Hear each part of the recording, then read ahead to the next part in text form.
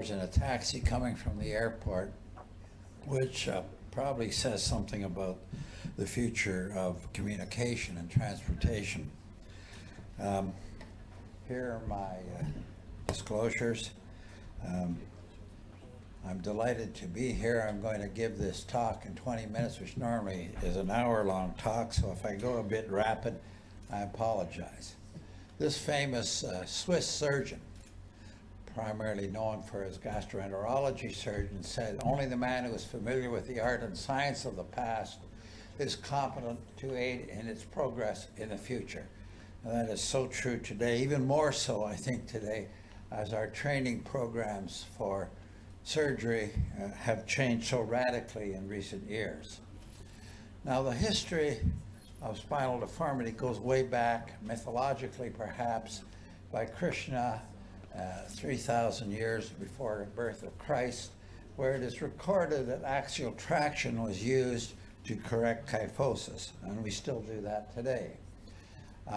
Probably more well-known are the papers discovered by Smith, great British explorer in Egypt, and these papers date back to the 1,500 years before Christ, again talking about axial traction.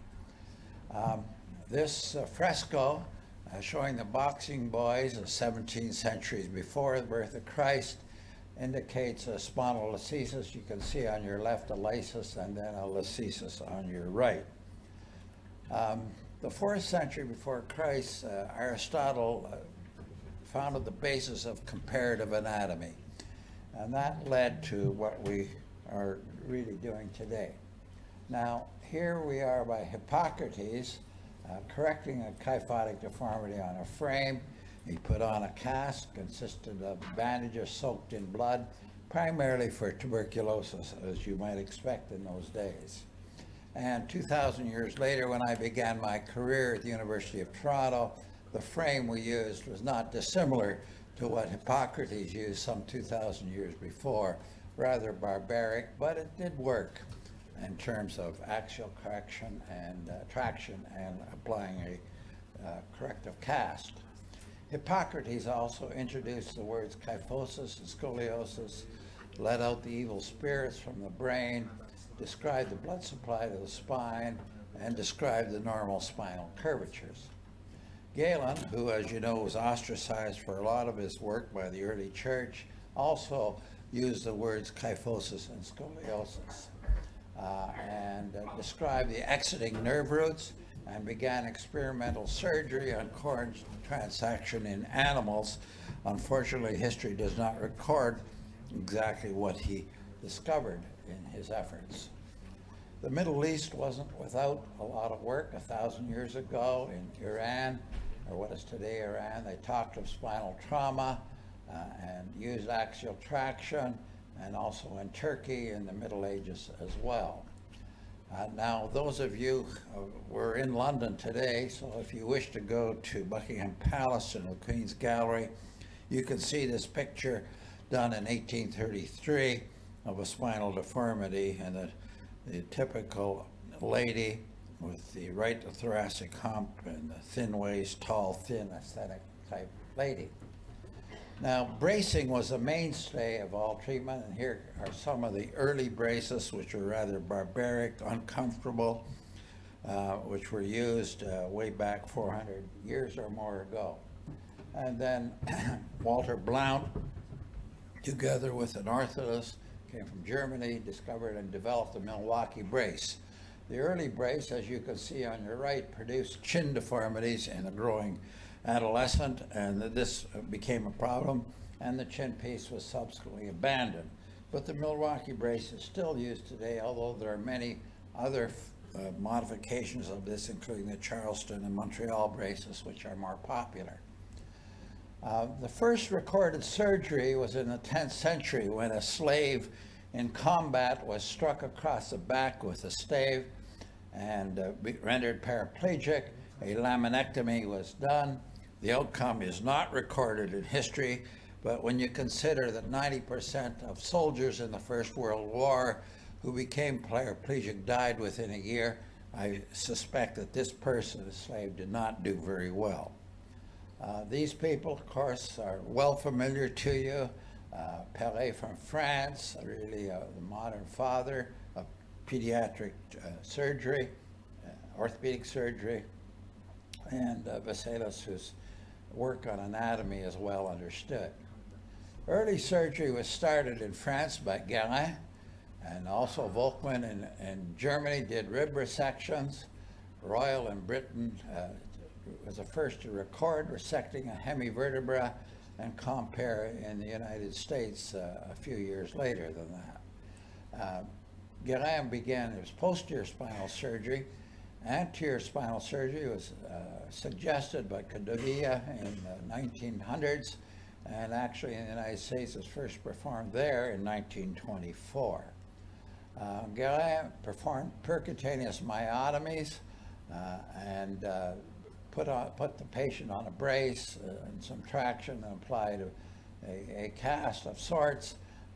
That didn't work very well. He was criticized by these two famous orthopedic surgeons, Malgaigne for pelvic trauma and Velpo for shoulder trauma.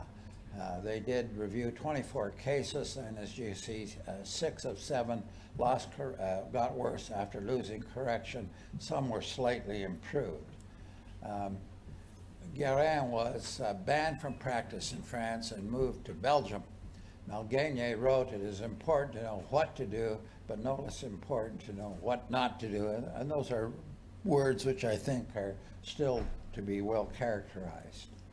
An evolution of surgery consisted of going from bracing, traction, early surgery, as we mentioned, muscle transfers were tried.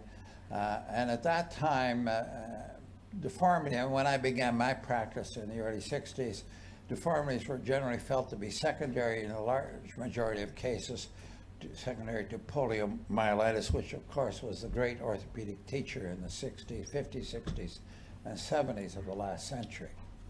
Fixation began early on using first silk sutures and silver wire. Hadra in 1991 from Texas wired the vertebra as a means of immobilization in trauma and in TB. Wiring the spinous or transverse processes.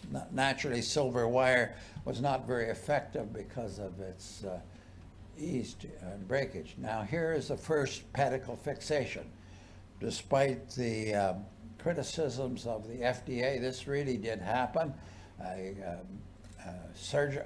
Army surgeon in Kansas did this first, using suture to go around the pedicles way back when. A continued evolution in casting in Toronto and other places, Los Angeles, and we'll look a little bit at that. Here you can see a report given to the American Orthopedic Association in 1910 of a steel bar being wired to the spine, and you can see where the bar is tending to protrude at the lower end of this child's spine there. Continued evolution with reference to fusion, primarily by Albee, Hibbs, and subsequently John Moe. Albee was considered a father of spinal surgery in 1912, used tibial graft taken from the patient's lower extremity and splitting the spinous process and applying it in this way. And when I began my practice, this was still being used. It was initially for TB, but predicted its use in scoliosis. And this is a picture of Albee in New York. Hibbs was also in New York, and simultaneous, but across town, talked about doing surgery in 1914, stressed fusion.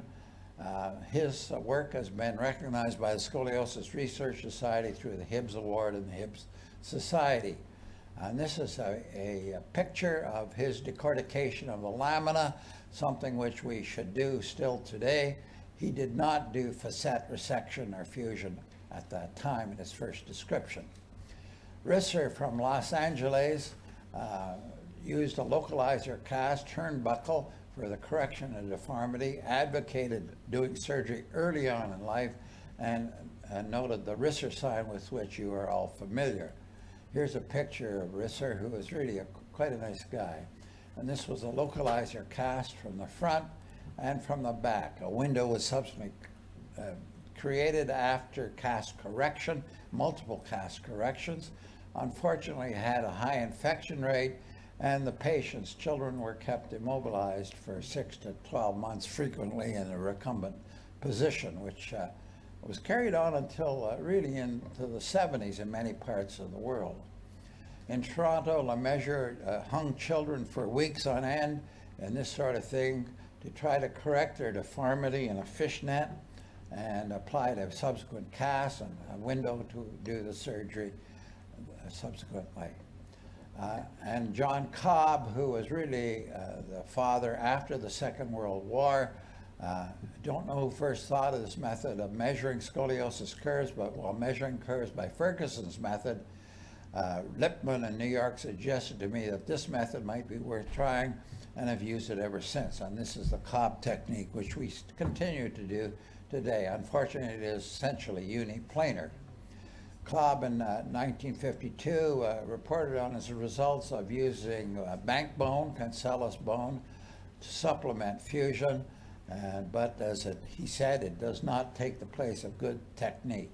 And I think today in a lot of our training programs, we have forgotten to teach our residents how to do a good fusion. We teach them more about instrumentation and not how to do a fusion, unfortunately. This great man who befriended me in my youth, initially at the Royal National down here in London, and then moved as chair to Edinburgh, defined scoliosis, and as you can see, severe was 70 to 99 degrees. We would call that moderate nowadays, probably. He was a hero in the Second World War, was parachuted into Yugoslavia, where as a commando he did partake in raids on the Nazis successfully. Scoliosis at that time in his hands, the patient spent a year in hospital.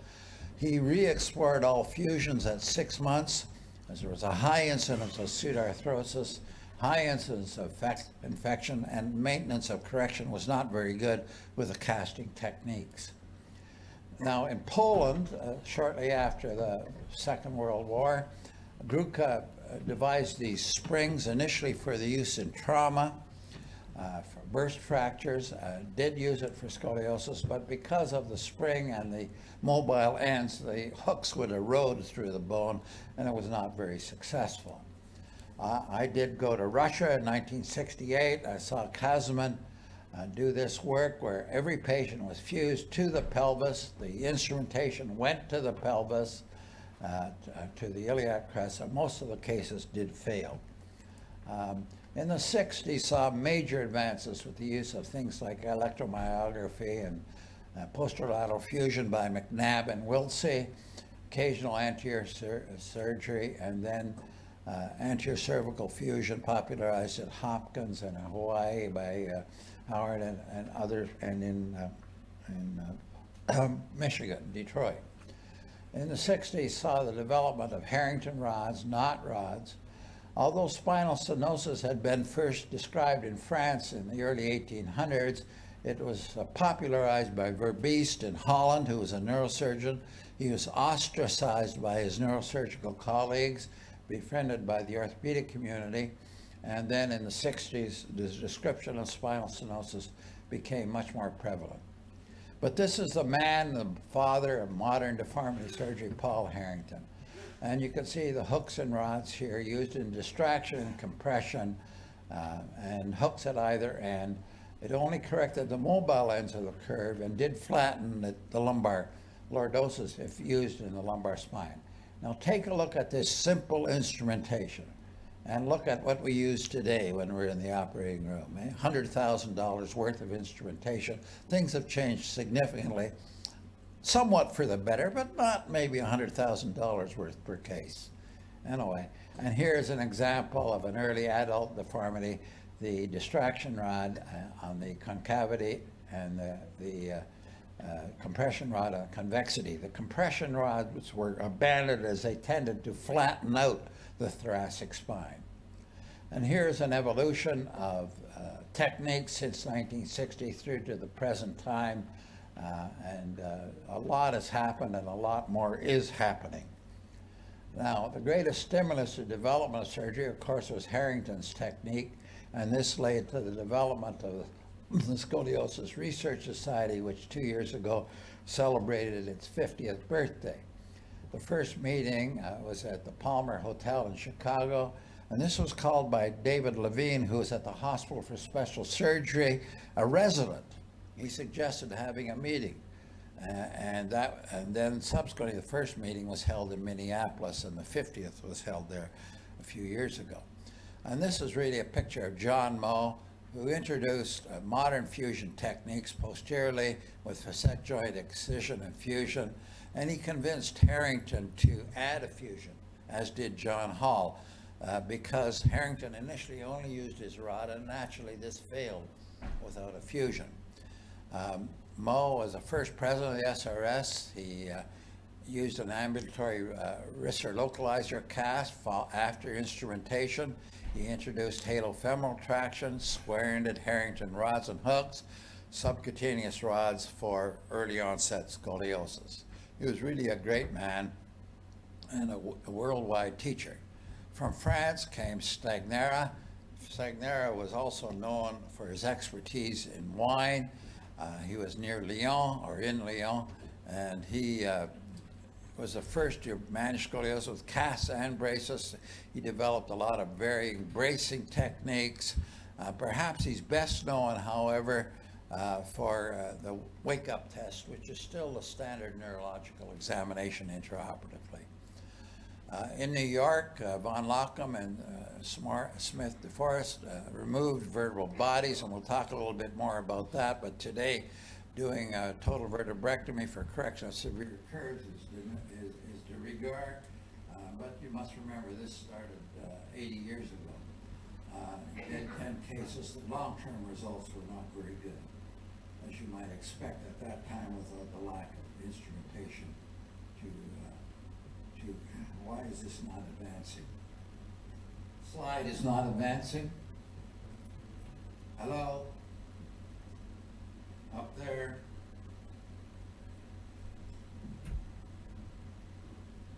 Anterior interbody fusion was introduced primarily in Japan, where it has remained extremely popular in 1934. And that, going the wrong way. There we are. From my own perspective, I began a program for adult deformity in the late 60s, and 1972 published my first 90 cases. I've been preceded by Nilsson from Sweden, who reported on a few cases a few years before. The halo was introduced in Los Angeles by Jackie Perry and Vern Nickel, and has regained even more popularity in recent years. The halo pelvic apparatus, which I use in about 100 adults, was complicated. It was first developed by DeWald in Chicago, but really popularized by O'Brien Hodgson from Hong Kong. And here's one of my patients in a halo pelvic apparatus to correct severe deformity. And we used to keep this on for about 3 to 4 weeks before doing surgery. Today, halo suspension has become very popular again. Started off by the people at Scottish Rite in Dallas, Texas, who popularized other people, Boyachi in Ghana, and this has returned where patients are often kept for weeks on end in traction prior to correcting their surgery, their deformity surgically. In the 60s, saw a lot of things develop. Anterior surgery by Dwyer in Australia and Hodgson in Hong Kong. Here's Arthur Dwyer, who unfortunately died too early from stomach cancer, gastric cancer. I did a few of these cases with him, and this is an adult I did, age 36, with Dwyer technique. The problem with this is that you lost lumbar lordosis, created kyphosis, although this patient did well for about 40 years before she died. Zilke introduced rods in 1975 at Hong Kong. I published a result on 56 patients in the JBJS in 86. And people under age 50 did much better than, under 30 and under rather, did much better than over 50 in terms of amount of correction. And I had no pseudarthroses, although cases 57 and 58 did develop pseudarthroses. This is a picture of Klaus Zielke, who's still alive on your left, and John Hall, at that time in Toronto, and then subsequently Boston, who is still alive living in Toronto at the moment. And you can see the first derotation technique on your right anteriorly. This is an adult I did, age 42, with a Zielke single rod. And if you paid good attention to your fusion technique in your body, pseudarthrosis was not a problem. Sublaminar wiring was introduced first by Resena in Portugal and then Luque in Mexico. This produced much more rigid fixation, and one could contour the rod. There was often fear of neurological injury by passing the wire. Subsequently, the Harrington-Luque technique came, and spinal cord monitoring by Nash and other people became de rigueur electronically at that time. This is a picture of Eduardo Luque. It was hard to understand that sublaminar wiring. It took me about 2 years to figure it out. And here it is, the stainless steel wires around a stainless steel rod, shown here. It greatly increased stability. But I should point out, up until this time, with Harrington instrumentation in adults, older adults, I never saw any PJK. My first case of PJ came with the use of rigid fixation such as this. The Luque Galveston technique, popularized by people from Galveston at the time. We published a report on 35 cases of degenerative scoliosis using this technique way back when. And then the Harrington-Luque with the Harrington rod and wired down as shown here. The 70s, 80s saw the development of pedicle screws. Boucher for single or two-level fusions in Vancouver first introduced them, then Roy Camille. I did my first case serendipitously without knowing about the other people for a fracture. Steffi popularized them worldwide, added to by Cottrell and Dubasset, and the modern era of current fixation reoccurred. Here's Roy Camille, a wonderful man, born in Martinique, a colony of France. He was also a wine expert, and anecdotally I asked him one day, I said, René, it's not possible that all the Beaujolais Nouveau that comes to North America from France in the 747s each year really comes from that part of the world. And he answered me in his accented English, Jean, vous êtes correct, you are right. Half of it comes from Algeria, watered down. So be careful when you drink Beaujolais Nouveau. This is a picture of Cottrell on your right and Dubasset. I did my first case. Jean Dubasset brought a case in the airplane before there was any security measures. I paid $10,000 for it. And I did my first case in '86. And Jean, of course, is the only surgeon in France who is in the Academy of French Science Academy. And here's a CD with hooks prior to the introduction of pedicle screws. And to show the knurled rod here, it worked very well. It was a little bit fussy, but it really worked extremely well, and was able to get some derotation posteriorly. Now, the more modern era has seen the introduction of MIS for complex deformity, primarily degenerative deformity, but it can be used for others, and here's an example of what can be done minimally invasively. This is posterior percutaneous and anterior interbody fusions. And would you like to have an incision like this posteriorly, or would you prefer to go on from that to this? I think we would all like to think we could do minimally invasive surgery. It does require a long learning curve, but it is applicable to minimally invasive correction of deformity through minimally invasive techniques.